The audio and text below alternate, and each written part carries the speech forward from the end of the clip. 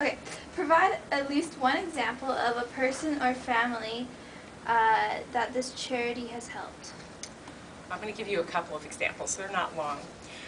One of them was a woman and her husband. Her husband was just released from the hospital in Vancouver.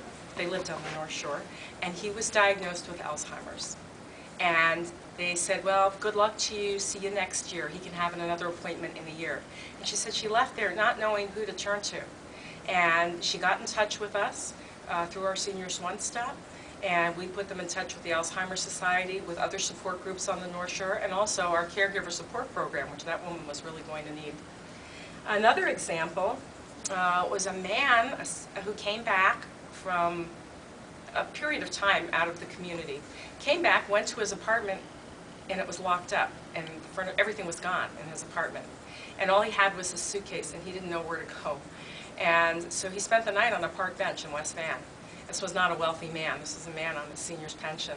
And he came in the next day with just his suitcase, looking quite disheveled, but telling us his story, and we were able to connect him with a place to live within the next 12 hours.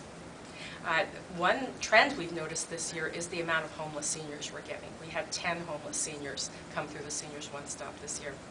And then just the last one, I want to tell you a story that is not just how we helped somebody, but how somebody helped us. And the help to support your agency comes from ways that you would never guess it would happen. So we had a guy, and his name was Lewis, and he was homeless. And he came to seek some help here. It was legal help he was seeking.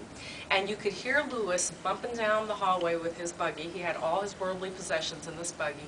And he came for several weeks to get the help he needed, and one day he didn't show up. And a few months later, we got a call from a lawyer. And he said to us, did you help Lewis? And we said, yeah. He goes, well, Lewis died, and that's why he didn't come back. But Lewis had a will, and in it, he owned a house, and he's left it to you.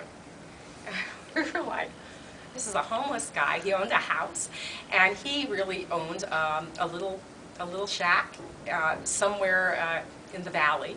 And he felt that the help here helped him so much that he wanted to do something in return. So he did leave us that house, and at the time, we were looking for a new place to be located. We were losing our location, and we were able to use the money that we sold the house with, this was many years ago, to renovate this office so that we could move in. So it goes both ways.